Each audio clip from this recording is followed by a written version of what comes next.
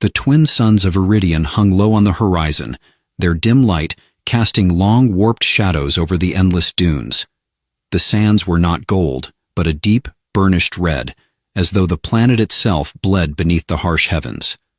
Winds howled across the desolation, a sound that was not entirely natural, a keening, high-pitched wail that ebbed and surged like some mournful dirge. It was the kind of place that repelled even the most intrepid explorers, but Malara had never been one to heed warnings, spoken or otherwise. She adjusted the straps of her equipment pack and glanced at the scanner mounted on her wrist. Its green luminescence flickered erratically, as if unsure whether to function or give in to the planet's magnetic interference. Beneath her feet, the ground was firm but warm, a curious sensation that kept her constantly aware of the volatile energy beneath the surface. Malara muttered to herself, a habit she'd developed after years of solitary travel. 2 samples, 2 more than we're out of here. She patted the hull of her ship, the Aetheris, anchored a kilometer behind her and barely visible against the shimmering heat mirage. But even as she spoke, something in the air shifted. The whispering wind fell silent. It was not the natural cessation of a breeze, but a sudden jarring void, as though the world itself had drawn a sharp breath. Malara froze, her sharp gray eyes scanning the horizon. There was nothing, only the endless red dunes and the jagged black spires of rock that pierced the landscape like skeletal fingers. Then she saw it. A figure lay sprawled on the ground several meters ahead, half buried in the sand. At first she thought it was some optical illusion, a trick of the light, but as she approached, the outline grew clearer. It was humanoid, though its limbs seemed unnaturally long, and its skin was pale, too pale, almost translucent. Malara hesitated, every survival instinct screaming at her to turn back. Iridian was uninhabited, or so the records claimed. Anything alive on this planet was either a trap or worse. She tightened her grip on the scanning device, her finger hovering over the emergency recall button. "Help!" The voice was so faint she wasn't certain she'd heard it. The figure stirred, just slightly, enough to reveal a face partially obscured by the reddish grit. A woman, or something close enough to one. Her lips were cracked, her eyes sunk in hollows of darkness. Against her better judgment, Malara knelt beside the stranger. "Can you hear me?" she asked, her voice firm but cautious. The woman's eyes fluttered open, and Malara was struck by their color, a haunting liquid silver that seemed almost to glow. "Please," she whispered, her voice barely audible. "Don't leave me." Malara hesitated for a long moment. The logical part of her mind screamed at her to back away, to leave the woman and return to the safety of her ship. But there was something in those silver eyes, a desperation that cut through her usual pragmatism. With a sigh, she unfastened her water flask and pressed it to the woman's lips. "Drink," slowly.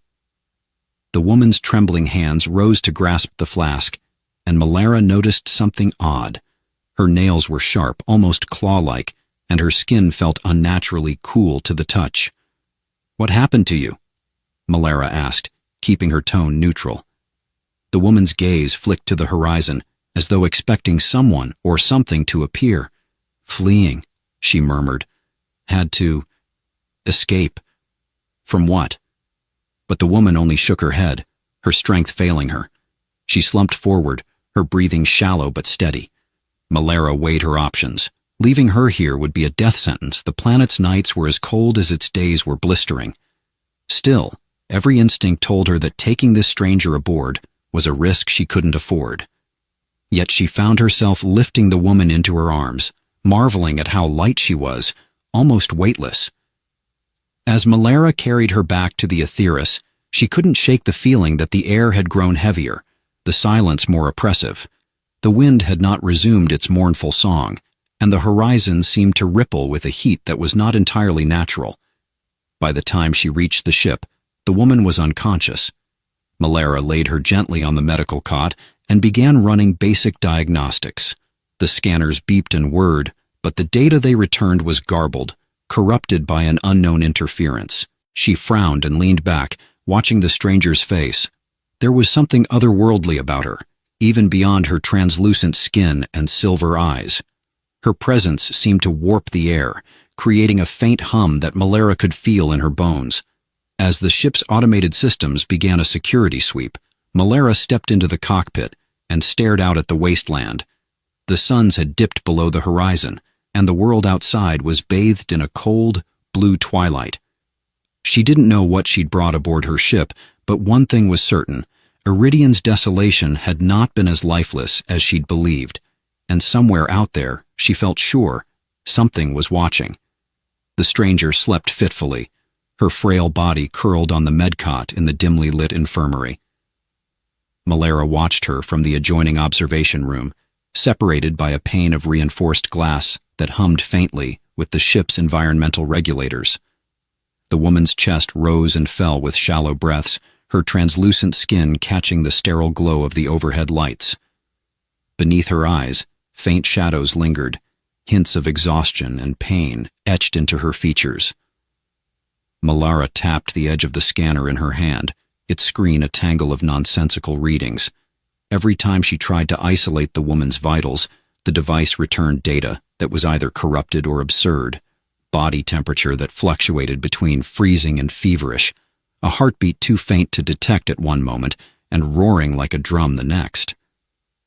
She rubbed her temples and set the scanner aside, unease pooling in her chest. "Who are you?" she muttered under her breath, her voice swallowed by the hum of the ship. The Aetheris was a haven, its interior as familiar to her as her own skin. Yet, with the stranger aboard, the ship felt different. Too quiet, the usual rhythms of its machinery slightly off, as though the systems themselves held their breath. The vents whispered with a sound just shy of words, and the temperature fluctuated inexplicably, swinging between oppressive heat and biting cold. Malera shook off the thought, chalking it up to her own nerves. Iridian had a way of getting under your skin, and she had spent too long on its strange, shifting sands. She returned to the medcot, her footsteps echoing softly. The woman stirred as she approached, her silver eyes flickering open, glimmering faintly in the low light. "You're awake," Malera said, keeping her tone even. She crossed her arms, studying the stranger. "How do you feel?" The woman blinked slowly, as if testing her surroundings. Her voice, when it came, was little more than a whisper. "Better." She hesitated, then added, "Thank you." Malera nodded, but her wariness didn't abate. "You're welcome, though I'd feel better if I knew your name, and what you're doing here."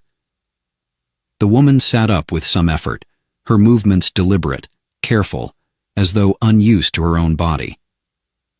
"Valeth," she said after a pause, her gaze dropping to her hands.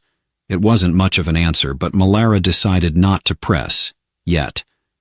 "Valeth," she repeated. "Well, Valeth, you're lucky I found you. Another few hours in that heat, and you'd have been gone." Valeth's lips quirked into the faintest hint of a smile, though it didn't reach her eyes. "I suppose I am." Malera caught the hesitation in her voice, the weight of words unspoken. She stepped closer, leaning against the edge of the console. "What were you fleeing from? You mentioned something about escaping." For a long moment, Valeth didn't answer. Her silver eyes met Malera's, and in them, Malera saw something she couldn't quite name. Fear, yes, but also a deep, aching sorrow. "You wouldn't believe me if I told you," Valeth said finally, her voice barely audible. "Try me," Malera said, her voice firmer now. Valeth exhaled slowly, her shoulders sagging under an invisible weight. "I was hunted," she said at last, "pursued by someone or something that will never stop. They took everything from me, my home, my people." Her voice cracked, but she quickly masked it, her expression hardening. "I ran because it was the only way to survive." Malera frowned, her mind racing. The woman's words carried the ring of truth, but there was something she wasn't saying, something she was holding back. "Hunted by what?" she pressed. Valeth's eyes darted to the shadows pooling in the corners of the room as though expecting them to come alive.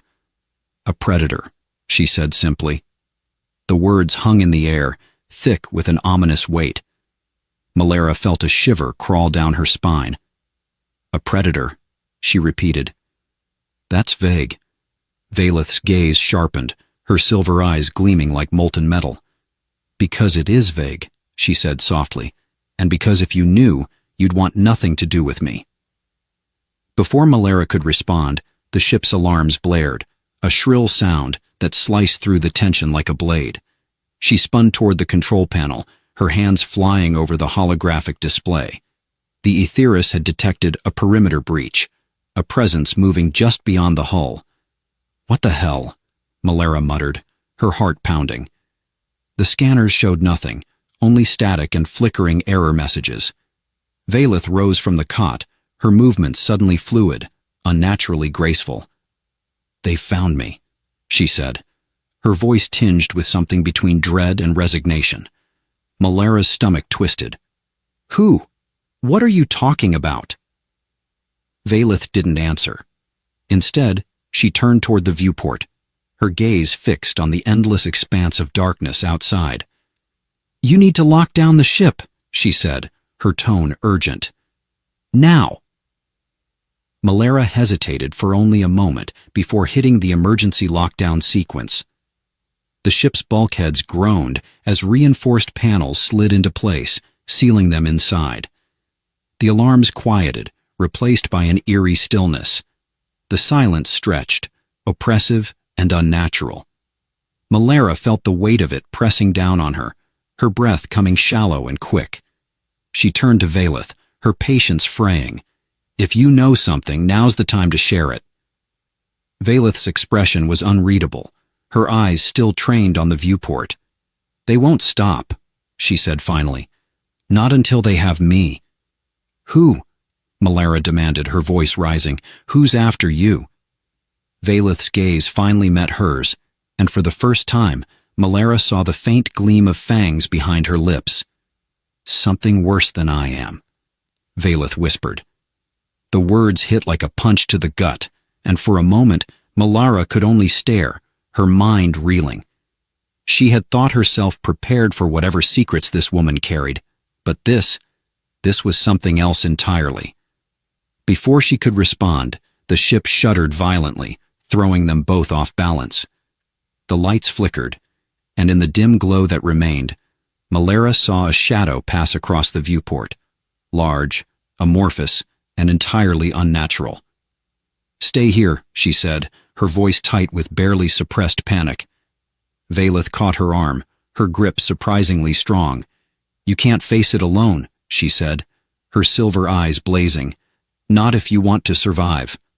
Malara wrenched her arm free, her pulse hammering in her ears. "I don't even know what it is," she shot back. But even as she said it, the truth settled heavily in her chest. Whatever hunted Valeth was now hunting her too. The Aetheris groaned under the strain, its hull trembling as unseen forces pressed against it. Malara gripped the edge of the control console, her eyes darting between the ship's flickering displays. The warning lights pulsed in a maddening rhythm, their crimson glow bathing the cockpit in an ominous haze. Something was out there. Valeth stood at the viewport, her silhouette outlined by the cold light of the distant stars. Her silver eyes were fixed on the swirling darkness beyond, her expression unreadable. Malara had given up trying to decipher her, but the sight of her standing so still, so unnaturally composed, sent another chill crawling up her spine. "What is it?" Malara demanded, her voice cutting through the tense silence. Valeth didn't answer immediately. Her gaze shifted, her lips parting as though she were listening to a sound only she could hear. "It's him," she said finally, the words barely above a whisper. Malara tensed. "Him? You mean the predator you've been running from?"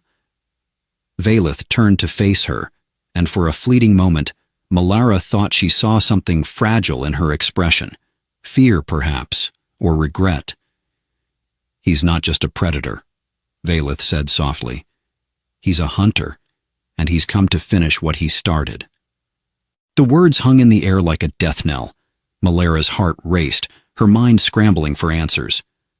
"What does he want with you?" she asked, struggling to keep her voice steady. Valeth hesitated, her gaze dropping to the floor.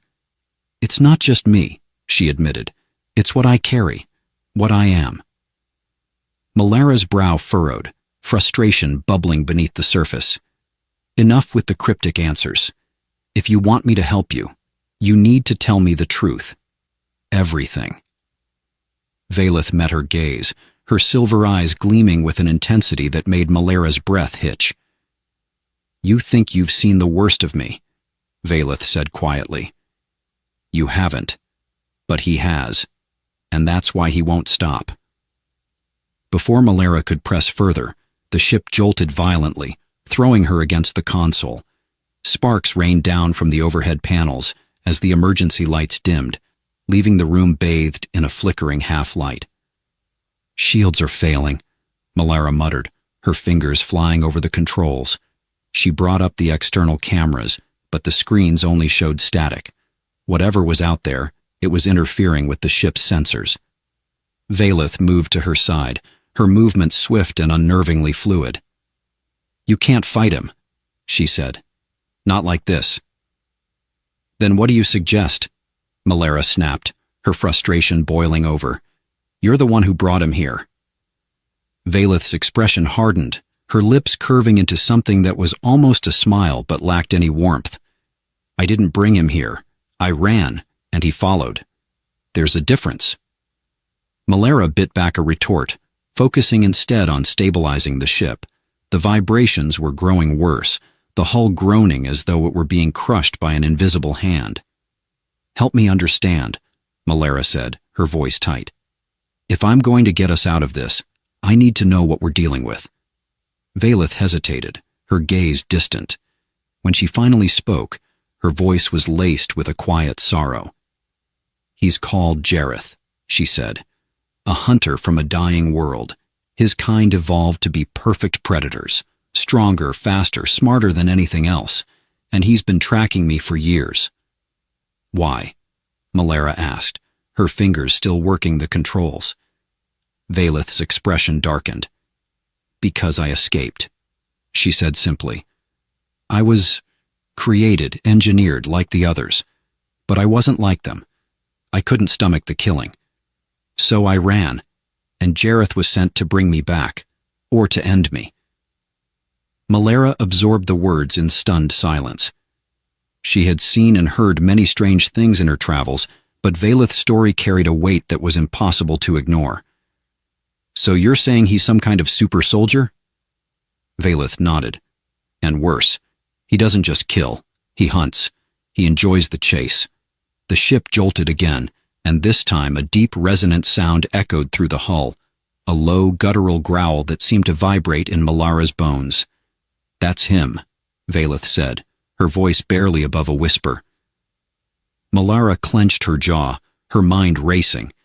She had faced danger before. Pirates, rogue AI, even the occasional hostile alien. But this was different. This wasn't just a fight for survival. It was a battle against something she didn't fully understand. The growl came again, louder this time, followed by a metallic screech that sent shivers down her spine. The ship's lights flickered, and for a moment, Malara thought she saw a shadow move across the viewport, a hulking, inhuman shape that disappeared as quickly as it had appeared. "We can't stay here," Malara said, her voice firm. "I'm powering up the thrusters. If we can break orbit—" "No," Valeth interrupted, her tone urgent. "You don't understand. He's already inside." Malara froze, her blood turning to ice. "What do you mean, inside?" Valeth's gaze was fixed on the doorway to the cockpit, her body tense. "He doesn't need to breach the hull," she said. "He's more than flesh. He's something else." Before Malara could respond, the ship's power cut out entirely, plunging them into darkness. The only light came from the faint glow of Valeth's silver eyes, which now seemed almost ethereal. "Stay close," Valeth whispered, her voice barely audible over the sound of her own pounding heartbeat. Malara reached for her sidearm, the familiar weight of the weapon providing little comfort. She strained her ears, listening for any sign of movement, but the silence was oppressive, suffocating. Then, from somewhere deep within the ship, came the sound of footsteps. Slow, deliberate, and impossibly heavy, they echoed through the corridors like the tolling of a bell. Valeth's voice broke the silence, low and urgent. "Whatever happens, don't let him see you bleed." Malara swallowed hard, her grip tightening on the weapon. She didn't know what she had gotten herself into, but one thing was clear. The rules of survival had changed, and the hunter was already closing in. The ship's darkness was not merely an absence of light, but something alive, pressing and suffocating. It seeped into Malara's senses, amplifying every sound, every flicker of movement. The echo of the heavy footsteps had faded, replaced by an oppressive silence that stretched thin and taut, a thread on the verge of snapping. Malara pressed her back against the cold metal of the bulkhead, her sidearm held steady in trembling hands. Violet stood a few paces away, her pale skin almost luminous in the faint emergency lighting that pulsed sporadically through the ship. She was utterly still, her head tilted as though listening to something Malara couldn't hear. "I don't like this," Malara whispered, her voice tight with barely suppressed fear. Valeth turned her silver gaze toward her, the faintest shadow of a smirk on her lips. "You're not supposed to." "That's not helping," Malara snapped, though her irritation was more an anchor to her slipping composure than genuine anger. Valeth stepped closer, her movements eerily fluid. "You said you wanted to know the truth," she said, her voice soft but edged with something hard. "You're about to get your wish." Before Malara could respond, the ship groaned again, a deep, resonant sound that felt like it came from the bones of the Aetheris itself. Malara flinched, her fingers tightening on her weapon. "He's toying with us," Valeth murmured, her eyes narrowing as she stared into the shadows ahead. "Why?" Malara asked, her voice strained. Valeth hesitated, her expression darkening. "Because that's what he does. The fear, the chase. It's part of his nature. He doesn't just want to catch me. He wants me broken before he does." Malara's stomach churned at the calmness in her tone, as if this horror was something she had long accepted. She adjusted her grip on the sidearm and forced herself to take a steadying breath. "Well, let's not give him the satisfaction." A faint smile ghosted across Valeth's lips, but it vanished as quickly as it had appeared. She turned her attention back to the corridor ahead, her body tense and coiled like a spring. The ship shuddered again, and this time the lights surged back to life, flooding the corridor with harsh, sterile light. Malara blinked against the sudden brightness, her eyes adjusting just in time to catch a flicker of movement at the far end of the hall. It was a shadow at first, massive and amorphous, but as it approached, it resolved into a shape that made Malara's breath catch in her throat. Jareth was humanoid in form, but only just. His frame was impossibly tall and broad, clad in what appeared to be a second skin of black chitinous armor that seemed to pulse with a life of its own. His face was obscured by a helmet, its surface smooth and featureless save for a single glowing red slit where his eyes should have been. "Valeth," Jareth said, his voice a low, resonant growl that seemed to echo from every direction at once. "You've made this far more tedious than it needed to be." Valeth stepped forward, placing herself between Malara and the towering figure. "And you've made it far bloodier," she shot back, her voice cold and sharp. Jareth tilted his head slightly, a gesture that was almost curious. "You say that as if you don't belong to the same lineage, the same purpose. Have you forgotten what you are?" Valeth's jaw tightened, but she said nothing. Malara's mind raced, piecing together fragments of the conversation. "What is she?" she asked, her voice cutting through the tension. Jareth's gaze, or what she assumed was his gaze, shifted to her. "Ah, the savior," he said, his tone laced with mockery. "Did she tell you the truth, or just enough to win your pity?" Malara felt Valeth stiffen beside her, but she didn't back down. "She told me you're a hunter, Malara said, her voice steady, despite the pounding of her heart. That you won't stop until she's dead. Not dead, Jareth corrected. Subjugated, returned to her rightful place among the stars, where she can fulfill the purpose she was created for. And what purpose is that? Malara demanded. Jareth's helmet tilted again, as if appraising her. To rule, of course, to become what her creators intended, a predator supreme, a queen among her kind. And yet? He gestured toward Vayleth, the motion slow and deliberate. She runs from destiny, wallowing in weakness and sentiment. Vayleth's lips curled into a snarl, her fangs glinting in the harsh light. My destiny is mine to decide, she snapped. Not theirs, not yours. Jareth chuckled, the sound deep and grating. Spoken like a fledgling who has yet to taste the fullness of power. You'll see the truth, Vayleth. Eventually they all do. Malara's grip on her weapon tightened. She stepped forward, her voice cutting through the tension. If you're here to drag her back, you'll have to go through me. Jareth turned his full attention to her, his towering form radiating an almost palpable menace. Brave, he said, his tone mocking. But foolish. Do you truly think you can stop me? Malara didn't answer. Instead, she leveled her weapon and fired.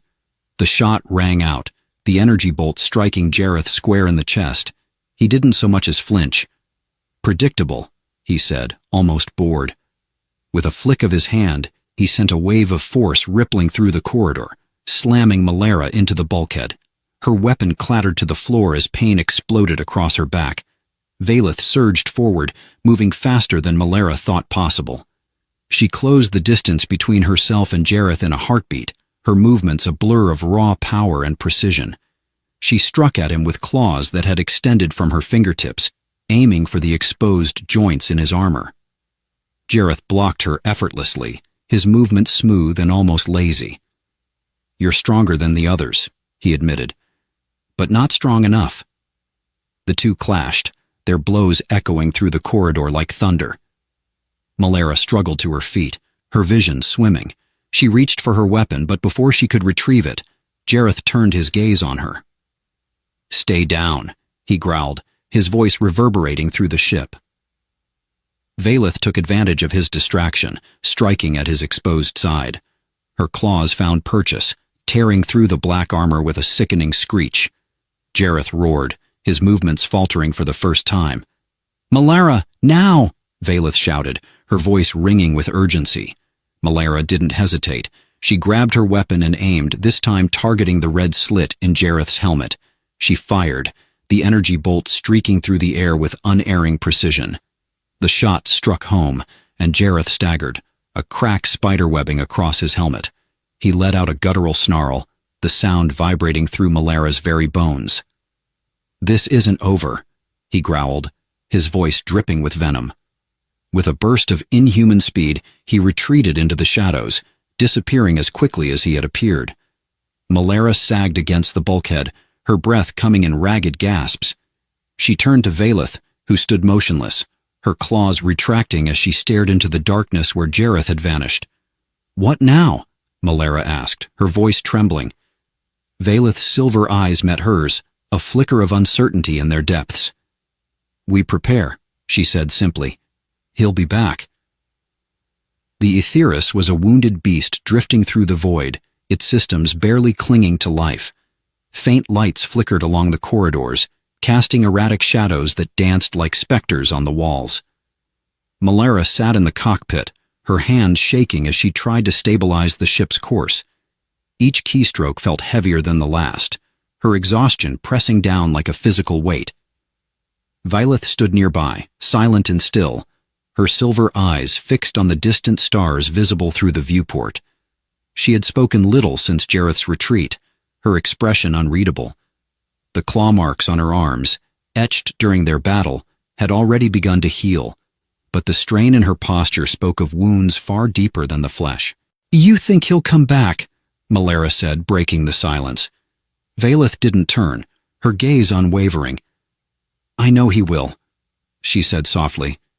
It's only a matter of time.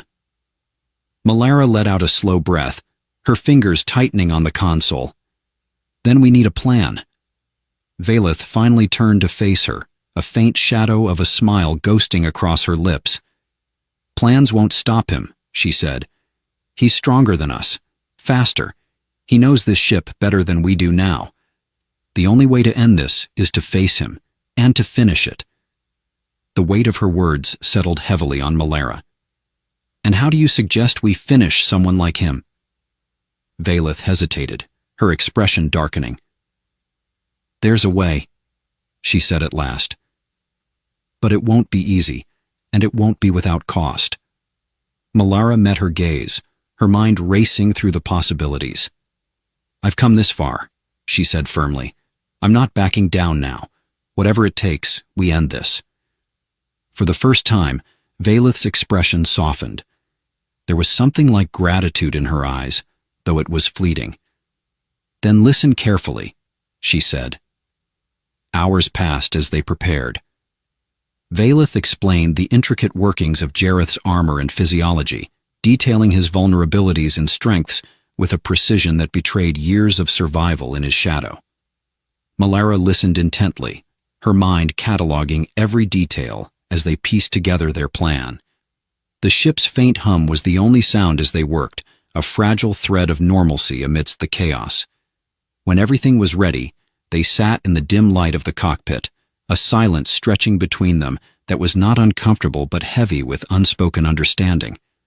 Valeth broke the quiet first. You never asked why I ran, she said, her voice low.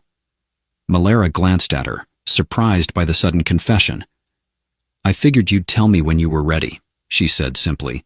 Valeth smiled faintly, though it didn't reach her eyes. I wasn't just created to hunt, she said.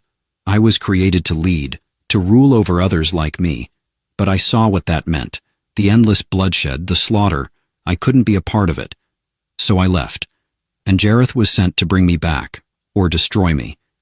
Malara studied her for a moment, her heart heavy with the weight of Valeth's words. You made the right choice, she said softly. Valeth looked away, her expression unreadable. Did I? She murmured. I condemn myself to a life of running, of hiding, and now I've brought you into it too. You didn't bring me into anything, Malara said firmly. I made my choice just like you did, and I'd make it again. Valeth's gaze met hers, something fragile and unspoken passing between them. Thank you, she said, her voice barely above a whisper. The confrontation came sooner than expected. The ship's sensors screamed to life, detecting a presence breaching the hull. Malara and Valeth sprang into action, moving through the darkened corridors with purpose. Every step was calculated, every breath measured. They found Jareth in the central chamber, his towering form bathed in the flickering light of the ship's failing systems. He stood motionless, his crimson gaze fixed on Valeth. Running again? He asked, his tone mocking. Or is this your final stand? Valeth stepped forward, her movements deliberate and unhurried. No more running, she said, her voice steady. This ends now. Jareth tilted his head, his helmet gleaming. Bold words, he said. But words won't save you. Valeth didn't respond. Instead, she lunged, her speed blinding. She struck with all the force she could muster, her claws raking against his armor. Sparks flew as the metal buckled, but Jareth barely flinched. Malara circled to the side, her weapon trained on the weak points Valeth had described. She fired, the energy bolt striking true, but Jareth's movements were unnervingly fluid, his armor absorbing most of the damage. The battle was chaos, raw, unrelenting, and terrifying. Jareth's strength was overwhelming, his strikes shattering bulkheads and tearing through the ship like paper. But Valeth was relentless, her determination a force of its own.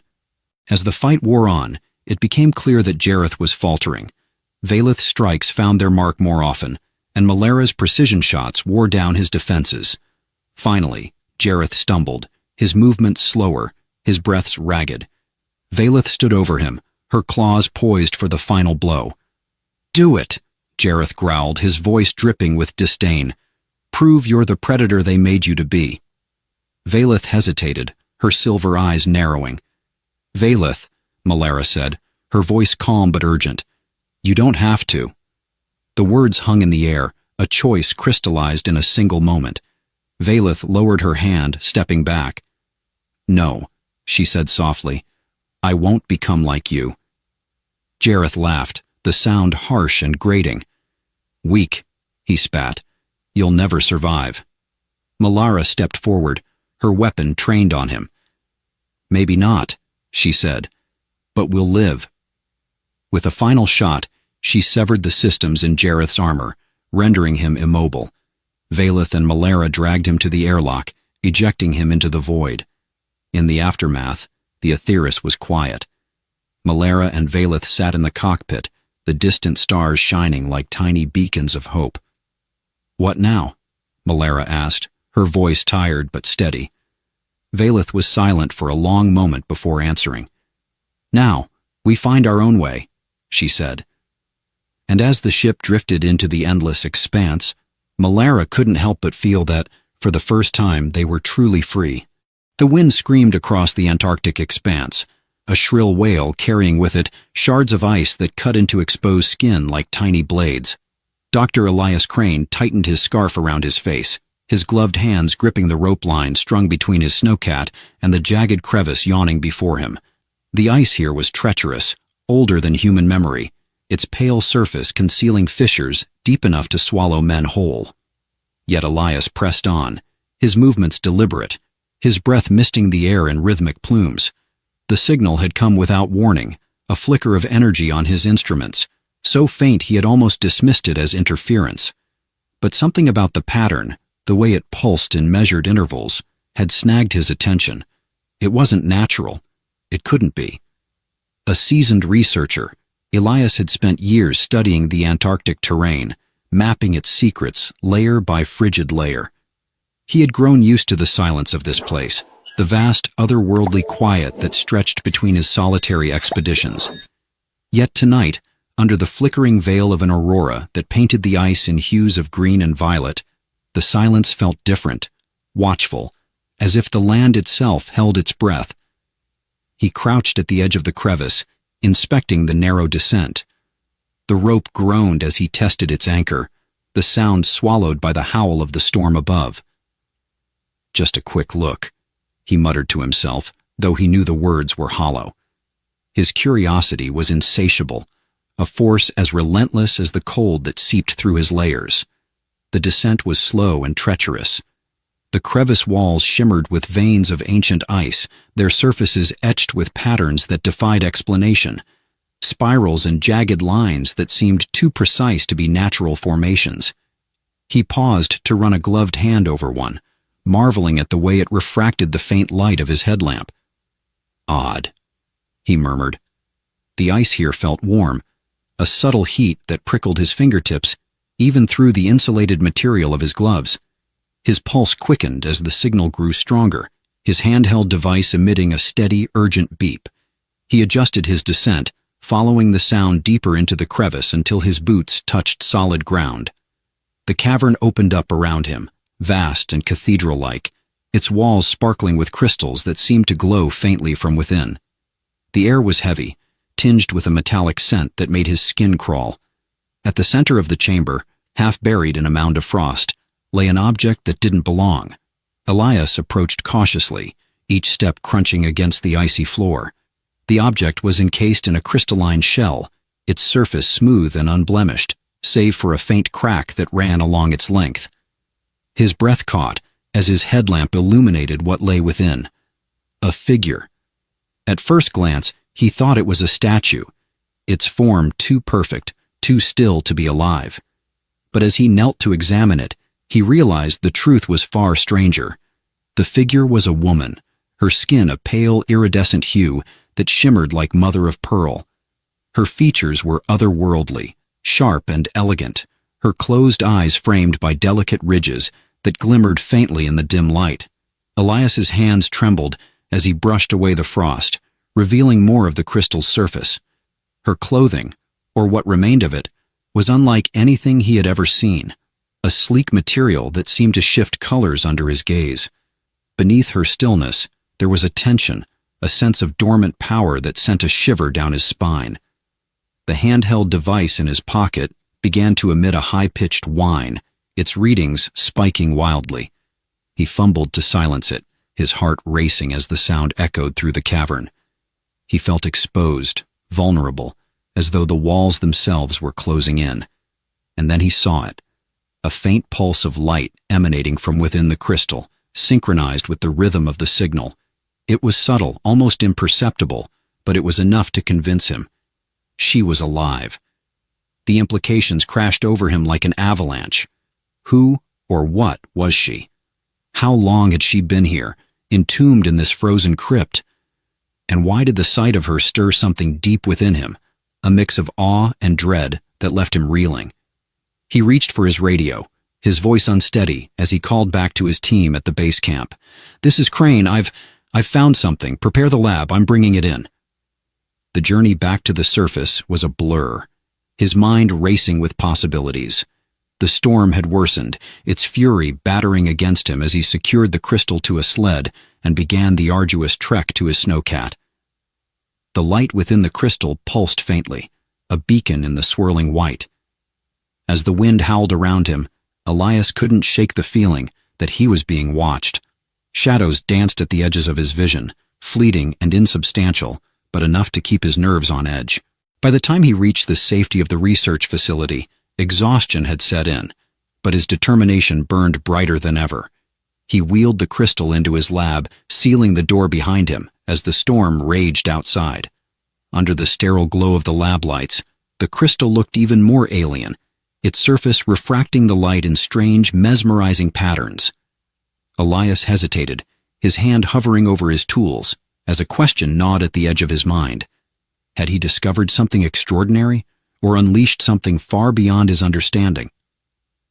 The faint pulse of light from within the crystal seemed to answer, its rhythm steady and insistent, like the ticking of a clock counting down to an unknown moment. The storm had not relented.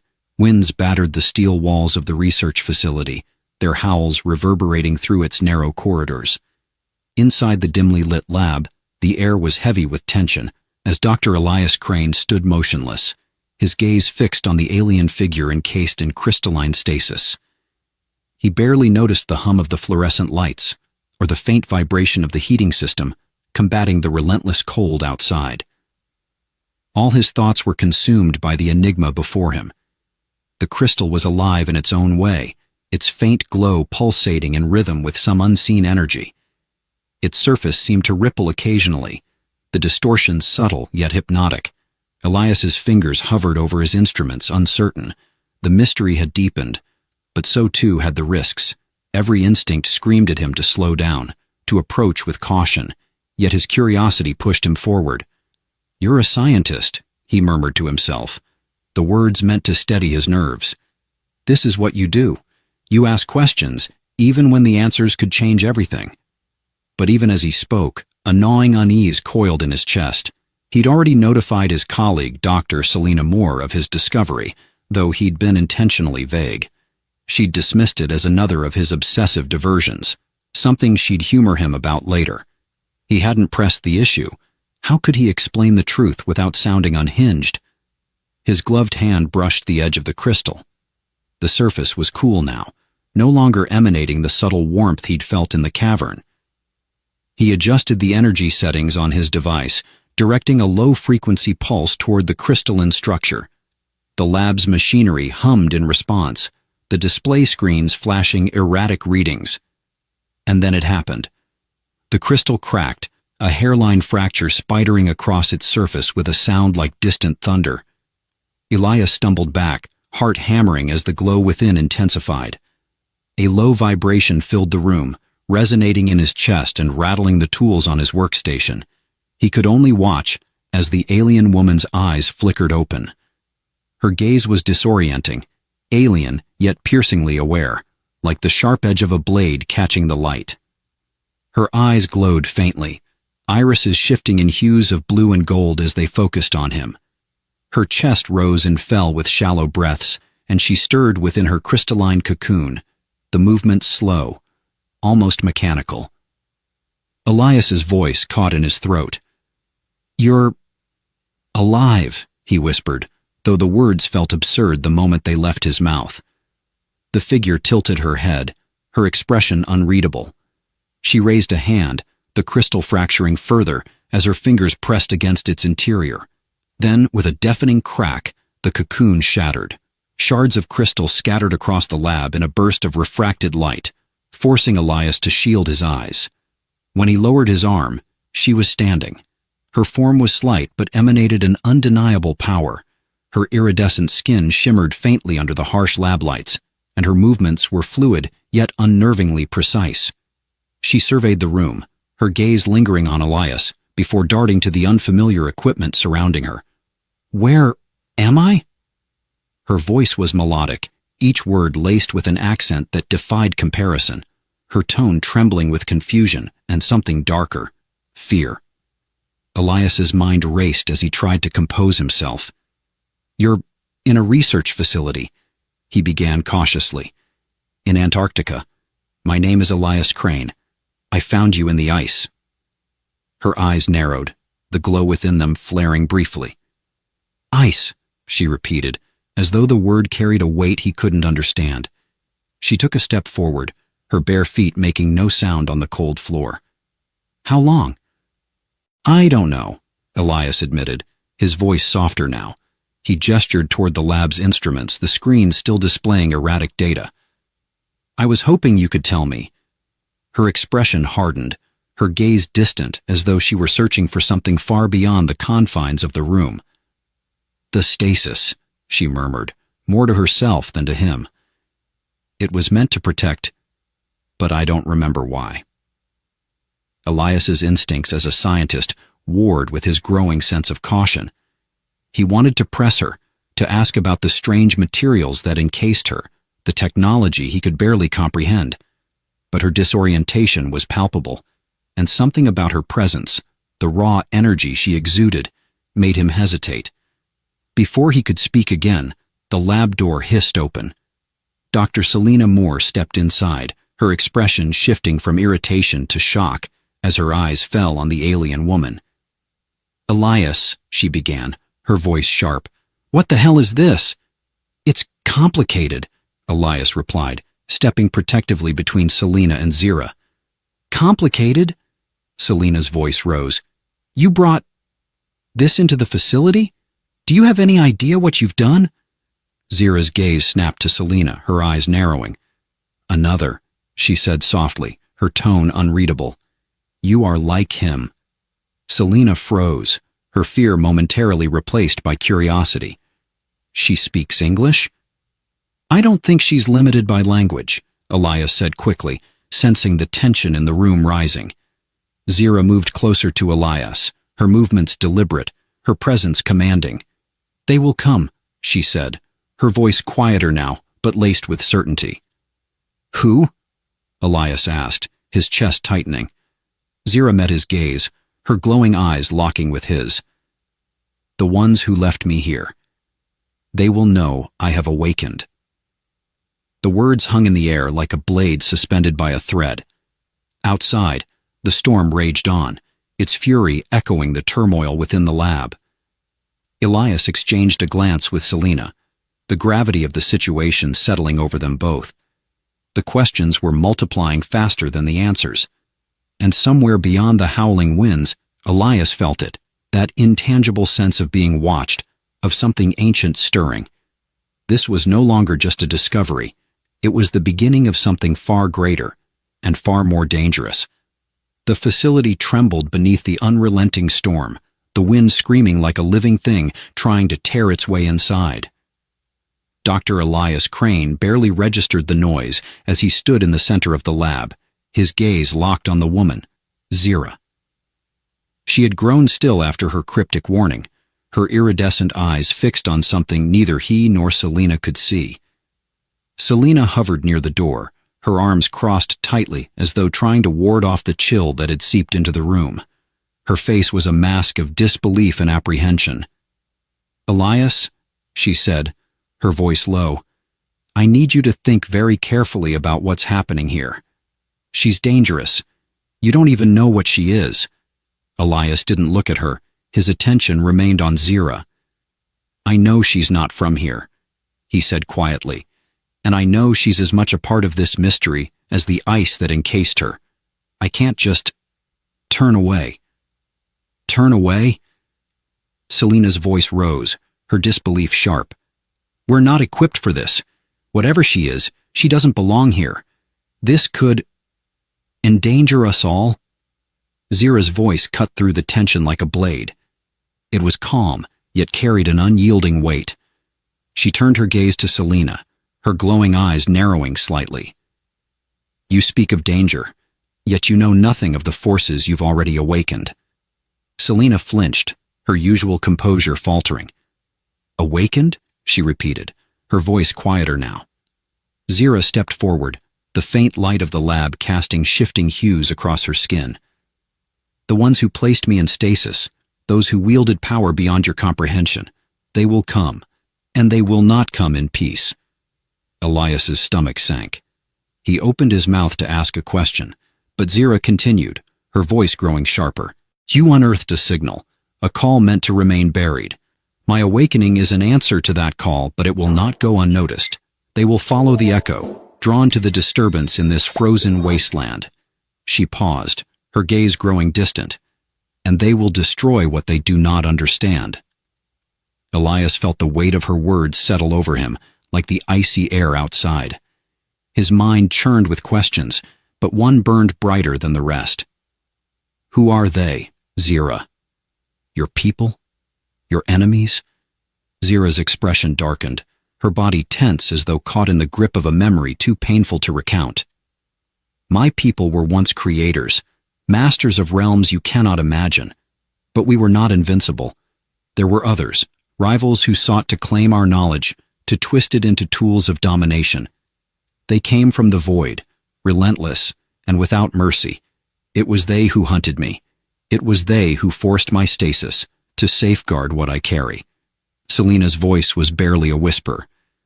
"What do you carry?" Zira's eyes flicked to Selena, sharp as a blade. "A key," she said simply. "A fragment of what was lost, knowledge that could destroy or rebuild." The air grew heavier, the implications of her words pulling them into a tense silence. Elias felt the fragile threads of control slipping from his grasp. This was no longer a scientific discovery. It was a calamity waiting to unfold. The lab's lights flickered, their pale glow stuttering in the face of a sudden surge of power. Elias turned toward the console, his heart skipping as the screens lit up with unfamiliar symbols. The readings on his instruments spiked wildly, a cascade of incomprehensible data flooding the system. "What's happening?" Selena demanded, moving closer to the console. Elias shook his head, his fingers flying over the controls. "I don't know. It's like something's interfering. The systems are overloaded." Zira's head snapped toward the far wall, her expression shifting to one of sharp alertness. "They found us." Before Elias could ask what she meant, the facility shuddered violently, a deep, resonant boom reverberating through the structure. Equipment toppled from shelves, and the lights dimmed, plunging the lab into a flickering half-darkness. "Is it the storm?" Selena asked, her voice tight with fear. "No," Zira replied, her tone flat. "This is no storm." A sharp, metallic screech echoed through the corridors, followed by a burst of static over the intercom. Elias's blood ran cold as he recognized the sound of something tearing through reinforced steel. "Stay here," he said, grabbing a flashlight and a crowbar from a nearby workbench. Selena grabbed his arm. "Are you insane? You can't go out there." "I have to," Elias said, his voice steady despite the fear clawing at him. "If something's breached the facility, we need to know what it is." Zira moved to block his path, her posture tense. "You are not equipped to face what waits beyond that door," she said, her voice low. "And you are?" Elias countered, his gaze locking with hers. For a moment, Zira said nothing. Then, with a slow, deliberate motion, She placed a hand on his chest. A faint warmth spread from her touch, and Elias felt a surge of something he couldn't explain. Strength, clarity, a sense of connection that was both exhilarating and terrifying. "You may not survive this," Zira said softly, "but I will not let you face it alone." The door to the lab slid open with a hiss, revealing a corridor shrouded in flickering shadows. The metallic screech came again, closer this time, accompanied by the sound of something heavy dragging across the floor. Elias stepped forward, his flashlight cutting through the gloom. The beam caught a glimpse of movement, a flash of silvery, insect-like limbs disappearing around a corner. "What the hell is that?" Selina whispered, her voice trembling. Zira's gaze hardened. "A harbinger," she said. "A sentinel sent ahead to locate me. If it succeeds, more will follow." Elias tightened his grip on the crowbar, his breath steady despite the pounding of his heart. "Then we stop it," he said. Zira's lips curved into a faint, almost imperceptible smile. "You are braver than you appear, Elias Crane." Together they moved down the corridor, the tension thick enough to choke. Every step felt like a step closer to the unknown, to a confrontation that would alter the course of their lives forever. And somewhere in the depths of the facility, the sentinel waited, its purpose clear, its prey within reach. The corridor seemed to stretch endlessly, its dim lighting flickering like the last breath of a dying thing. The sentinel's drag marks etched a jagged trail along the polished floor, a scar where its alien limbs had scraped past. The air itself felt wrong, thick, metallic, humming faintly with the resonance of an unknown energy. Every step Elias Crane took felt heavier than the last, his resolve balanced precariously on the edge of fear. Beside him, Zira moved with a preternatural stillness, her glowing eyes scanning the darkness ahead. She radiated an aura of purpose, but something about her posture, too rigid, too calculated, betrayed a tension she hadn't yet voiced. Elias wasn't sure whether to feel comforted or unnerved by her presence. Selina trailed behind, her breath coming in short, uneven bursts. "You don't even know what it is, Elias," she hissed. "What if it's something we can't stop? What if we're just walking into our deaths?" Elias didn't answer immediately. His grip on the crowbar tightened, the cold metal biting into his palm. He glanced at Zira. "She called it a sentinel," he said at last. "It's searching for her. If we don't stop it, it won't stop." Zira turned her head slightly, her voice soft but resolute. "It is not searching. It knows. It is here because of me, and it will not relent." The words hung in the air, heavy and unyielding. Ahead, the corridor opened into the storage wing, its vast expanse dominated by towering shelves and crates of scientific equipment. The sentinel was there, a shadow shifting between the rows, its silhouette angular and unnatural. Elias's flashlight caught a brief flash of its form, a gleaming carapace of metallic silver, its segmented limbs clicking in eerie rhythm. "What? What is that?" Selina whispered, clutching the wall as if it could shield her. "A construct," Zira said, stepping forward. "A harbinger designed to enforce silence. It is both messenger and executioner." Elias swallowed hard. "And what does it want from you?" Zira's gaze didn't waver. "To ensure I never speak." The sentinel turned then, its faceless head swiveling toward them. For a heartbeat, the room was silent, save for the low hum emanating from the thing's core.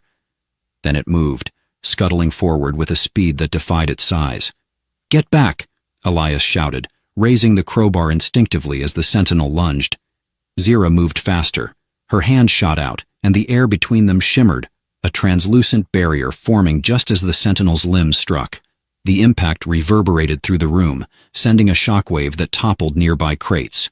The sentinel reeled back, its limbs twitching, its movements briefly erratic. Zira's expression was unreadable, her glowing eyes fixed on the construct. "It is testing us," she murmured, "measuring our resistance." Selina's voice was high with panic. "Resistance? To what?" What are you not telling us?" Elias didn't wait for an answer. He swung the crowbar at the nearest crate, breaking it open to reveal an array of emergency tools. Grabbing a flare gun, he aimed at the Sentinel's core and fired. The flare struck true, igniting in a burst of searing light.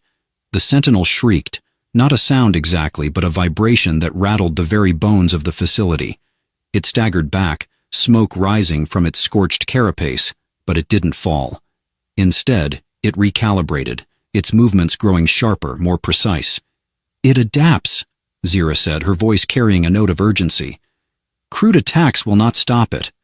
"Then what will?" Elias demanded, his frustration boiling over. Zira hesitated, a flicker of uncertainty crossing her face. I do not know. The constructs were never meant to be fought, only avoided." Selena let out a bitter laugh, hysteria edging her voice. "That's your plan? Avoid it?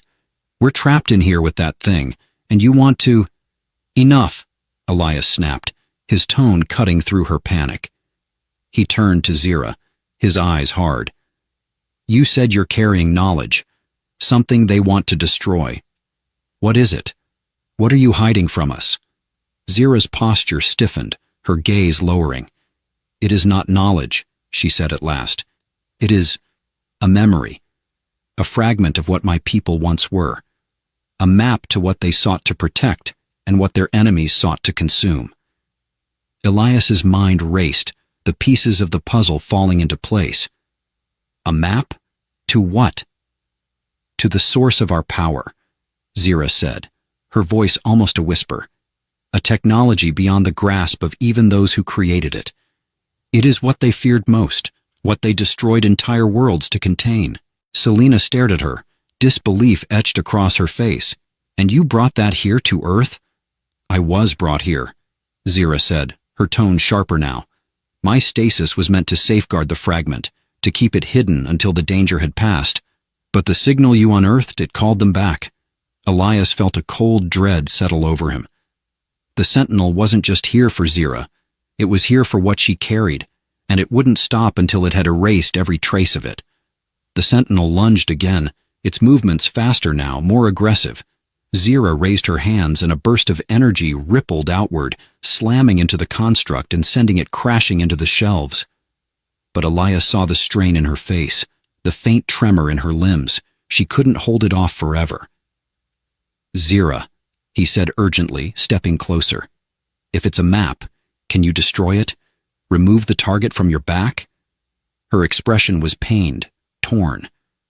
"To destroy it would mean losing everything my people sacrificed to protect, but to keep it would doom your world as it doomed ours." Elias's chest tightened. He glanced at Selena, who was shaking her head, her fear plain. "We don't have time for philosophy, Elias. Destroy it, whatever it is, destroy it." The Sentinel rose again, its carapace cracked but relentless. The air vibrated with its anger, its limbs clicking as it prepared another charge. Elias turned back to Zira, his voice firm. "What do you need to end this?" Zira hesitated, then met his gaze with a fierce determination. "Your trust," she said simply. Elias nodded. "You have it." She closed her eyes, her form glowing brighter as she drew on reserves of energy Elias couldn't fathom. The Sentinel lunged, but Zira was faster. She thrust her hands forward, and the room exploded with light. Elias was thrown to the ground, his vision blurring as the Sentinel's shriek echoed and faded.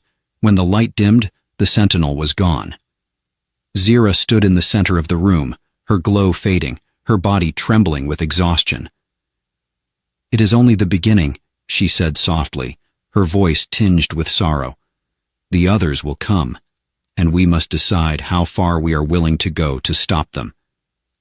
Elias stared at her, the weight of her words sinking in. The mysteries were unraveling, but the choices ahead were darker than he had imagined. The blizzard had stilled, leaving a frozen calm that stretched across the Antarctic landscape. In the aftermath of the Sentinel's destruction, the research facility lay battered, but not broken. Dr. Elias Crane stood at the edge of the observation deck, staring out into the endless expanse of white. The silence was profound, but it carried the weight of too many unanswered questions. Behind him, Zira moved with a ghostly grace. Her movements were slower now. The glow that once suffused her form dimmed to faint embers. Exhaustion clung to her like a shadow, but her gaze was steady as she approached Elias. "You're leaving," he said without turning, his voice flat. It wasn't a question. Zira's footsteps crunched lightly on the frost-dusted floor. "I must," she replied, her tone soft but resolute. "The fragment cannot remain here. Your world is not ready for what it holds." Elias turned to face her, his expression torn between frustration and understanding. "You've barely explained what it is. A memory, a map, power. What could be so dangerous that entire civilizations were willing to destroy themselves to keep it hidden?" Zira's iridescent eyes met his, and for the first time, Elias saw something akin to vulnerability. "It is all those things," she said, "and more. Imagine a seed, Elias.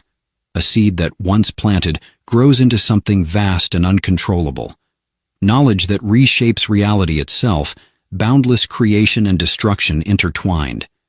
My people called it the core, the singularity of our empire's rise and its ultimate downfall."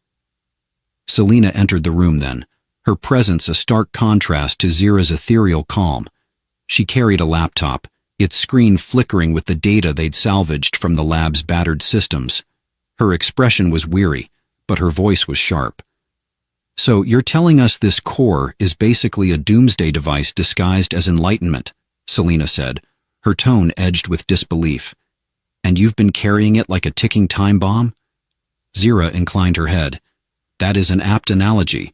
The core is not inherently malevolent, but its potential is beyond what any being should wield. Those who pursue it do so out of hubris, and they are always consumed." Selena looked to Elias, her eyes pleading. "Elias, this is insane. We need to call for help. Contact someone who can deal with this. Governments, militaries, anyone. We're scientists, not warriors. We're out of our depth." Elias shook his head, his voice quiet but firm. "Number if what Zira says is true.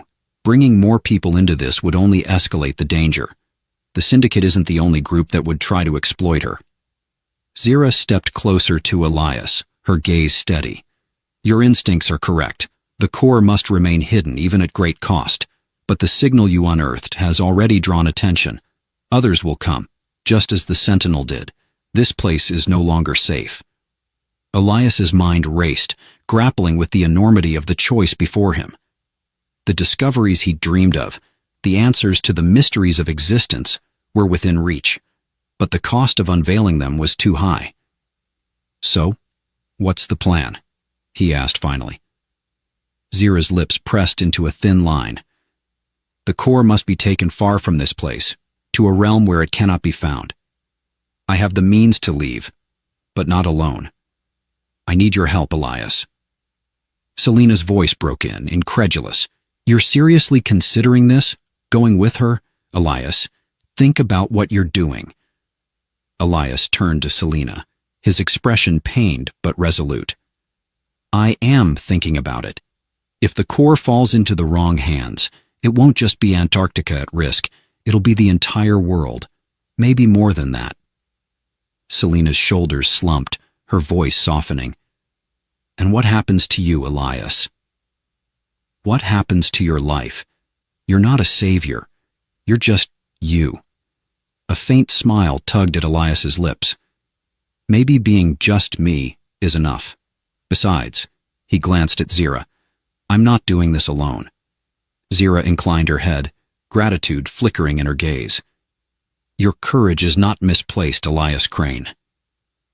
Together, the three of them moved to the facility's central chamber, where Zira began to activate the remnants of her ship's technology. A shimmering sphere of light and energy that had remained dormant in her presence until now. The air vibrated with an otherworldly hum, the temperature dropping even further as the sphere grew brighter. "This will take us beyond the reach of this world," Zira said, her voice steady despite the strain etched into her features. "But there is no return. If you come, Elias, You leave everything behind. Selena stepped forward, her voice trembling. You don't have to do this, Elias. There has to be another way. Elias looked at her, his chest tightening with the weight of goodbye. If there was, I'd take it. But you know as well as I do that this is bigger than us, bigger than what we can handle here. He reached out, placing a hand on her shoulder. You'll figure things out, Selena. You always do. Just keep the world safe from what we've uncovered here, and don't let anyone follow us. Selena blinked rapidly, tears shining in her eyes. You're an idiot, Elias, but you're the best idiot I know. He smiled, stepping back toward the sphere. Zira stood beside him, her presence a steadying force. Are you ready? She asked. Elias took a deep breath, glancing one last time at the place that had been his home, his sanctuary, his prison. Then he nodded. Ready as I'll ever be. The sphere engulfed them in a cascade of light, its radiance swallowing the room. Selena shielded her eyes, watching as the figures of Elias and Zira dissolved into the brilliance. When the light faded, the room was empty. The storm outside had begun to pick up again, its howls muffling the echoes of their departure. Selena stood alone, the weight of the moment settling over her. She knew the world would never know what had happened here, and maybe that was for the best. Far above the ice, the light from the sphere streaked into the night sky, a fleeting star against the cold void. Elias Crane had vanished, leaving behind a world that would never know the extent of his sacrifice, and the alien woman who had changed everything. And in the silence that followed, the ice settled, guarding its secrets once more.